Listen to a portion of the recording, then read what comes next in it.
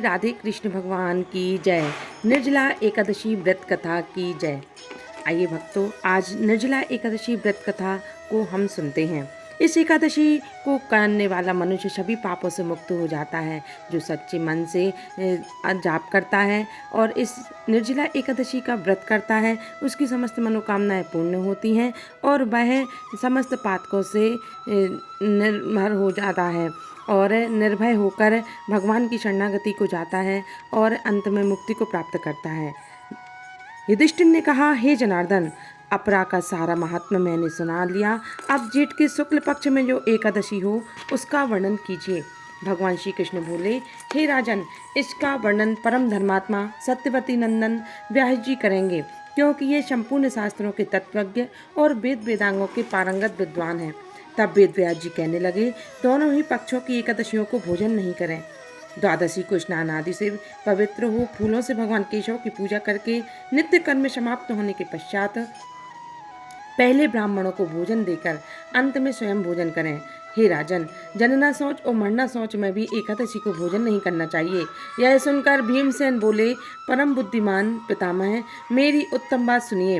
राजा युधिष्ठिर, माता कुंती, द्रौपदी, अर्जुन, नकुल और सहदेव ये एकादशी को कभी भोजन नहीं करते थे तथा मुझसे भी हमेशा यही कहते थे कि भीमसेन, तुम भी एकादशी को ना खाया करो। किंतु मैं इन लोगों से यही कह दिया करता कि मुझसे भूख नहीं सही जाएगी। भीमसेन की बात सुनकर व्यास जी ने कहा, यदि तुम्हें स्वर्गलोक की प्राप्ति अभिष्ट है और नरक को दूषित समझते हो तो दोनों पक्षों की एकादशी को भोजन न करना। भीमसेन बोले, महाबुद्धिमान पितामह, मैं आपके सामने सच्ची बात कहता हूँ। एक बार भोजन करके भी मुझसे व्रत नहीं किया जा सकता, फिर उपवास करते तो मैं रह ही कैसे सकता हूँ। मेरे उदर में व्रत नामक अग्नि सदा प्रज्वलित रहती है, अतः जब मैं बहुत अधिक खाता हूँ तभी यह शांत होती है। इसलिए हे महामुने, मैं वर्ष भर में केवल एक ही उपवास कर सकता हूँ, जिससे स्वर्ग की प्राप्ति सुलभ हो तथा जिसके करने से कल्याण का भागी हो सकूँ। ऐसा कोई एक व्रत निश्चय करके बताइए, मैं उसका यथोचित रूप से पालन करूँगा। व्यास जी ने कहा, हे भीमसेन, जेठ माह में सूर्य वृष राशि पर हो या मिथुन राशि पर शुक्ल पक्ष में जो एकादशी हो उसका यत्न पूर्वक निर्जल व्रत करो। केवल कुल्ला या आचमन करने के लिए मुख में जल डाल सकते हो। उसको छोड़कर और किसी प्रकार का जल विद्वान पुरुष मुख में न डाले, अन्यथा व्रत भंग हो जाता है। एकादशी को सूर्योदय से लेकर दूसरे दिन के सूर्योदय तक मनुष्य जल का त्याग करे तो यह व्रत पूर्ण होता है।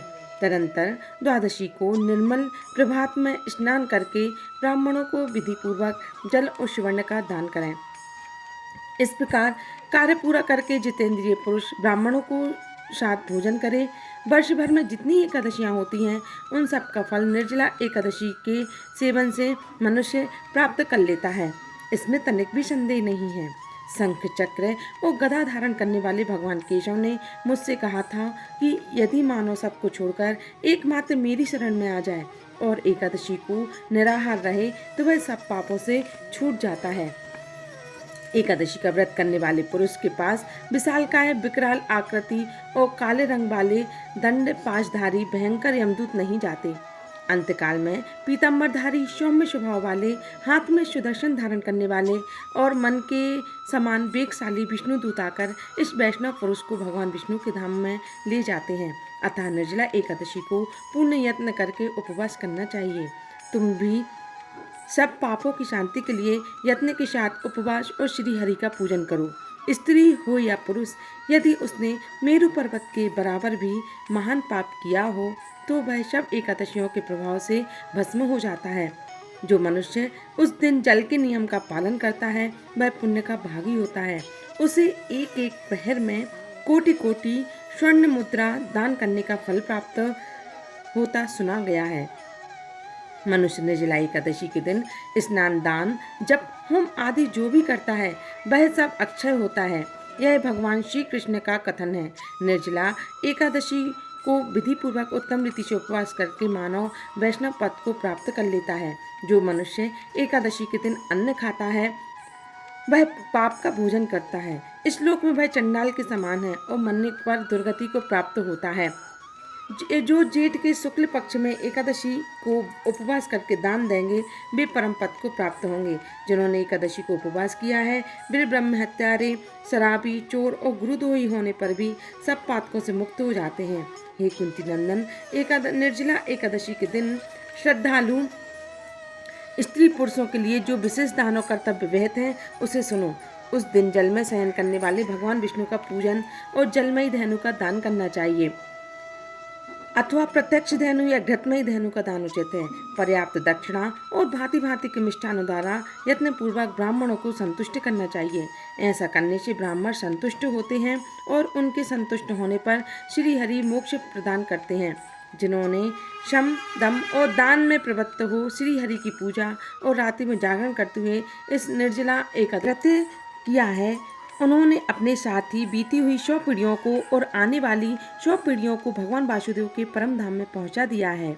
निर्जला एकादशी के दिन अन्न, वस्त्र, गौ, जल, शैया, सुंदर आसन, कमंडल, छाता दान करना चाहिए। जो श्रेष्ठ और सुपात्र ब्राह्मण को जूता दान करता है वह सोने के विमान पर बैठकर स्वर्गलोक में प्रतिष्ठित होता है। जो इस एकादशी की महिमा को भक्तिपूर्वक सुनता और जो भक्तिपूर्वक उसका वर्णन करता है वे दोनों स्वर्गलोक में जाते हैं। चतुर्दशी युक्त अमावस्या को सूर्य ग्रहण के समय श्राद्ध करके मनुष्य जिस फल को प्राप्त करता है वही उसके श्रवण से ही प्राप्त होता है। पहले दंत धावन करके यह नियम लेना चाहिए कि मैं भगवान केशव की प्रसन्नता के लिए एकादशी को निराहार रहकर आचमन के सिवा दूसरे जल का भी त्याग करूंगा। द्वादशी को देव देवेश्वर भगवान विष्णु का पूजन करना चाहिए। गंध, धूप, पुष्प, सुंदर वस्त्र से विधि पूर्वक पूजन करके जल का घड़ा संकल्प करते हुए निम्नांकित मंत्र का उच्चारण करें। देव देव ऋषिकेश संसारार्ण तारक उद कुंभ प्रधानेन नय मां परमाम गतिम, अर्थात संसार सागर से तारने वाले ऋषिकेश देव ऋषिकेश, इस जल के घड़े का दान करने से आप मुझे परम गति की प्राप्ति कराइए। भीमसेन, जेठ माह में शुक्ल पक्ष की शुभ एकादशी होती है, उसका निर्जल व्रत करना चाहिए। उस दिन श्रेष्ठ ब्राह्मणों को शक्कर के साथ जल के घड़े का दान करना चाहिए। ऐसा करने से मनुष्य भगवान विष्णु के समीप पहुंचकर आनंद का अनुभव करता है। तत्पश्चात द्वादशी को ब्राह्मण भोजन कराने के बाद स्वयं भोजन करें। जो इस प्रकार पूर्ण रूप से पापनाशनी एकादशी का व्रत करता है वह सब पापों से मुक्त हो अनामय पद को प्राप्त होता है। यह सुनकर भीमसेन ने भी इस शुभ एकादशी का व्रत आरंभ कर दिया। तब से यह लोक में पांडव द्वादशी के नाम से विख्यात हुई। जो इस महापुण्यमयी निर्जला एकादशी का पूर्ण भक्ति के साथ भगवान का जप, तप, दान नियम लेकर इस एकादशी का व्रत करता है उसके समस्त पाप नष्ट हो जाते हैं और अंत में भगवान के परम पद को प्राप्त होते हैं और भगवान हमें मुक्ति की प्राप्ति होती है। इसलिए हम सभी को चाहिए कि इस व्रत को अवश्य करें। बोलिए राधे कृष्ण भगवान की जय, निर्जला एकादशी की जय।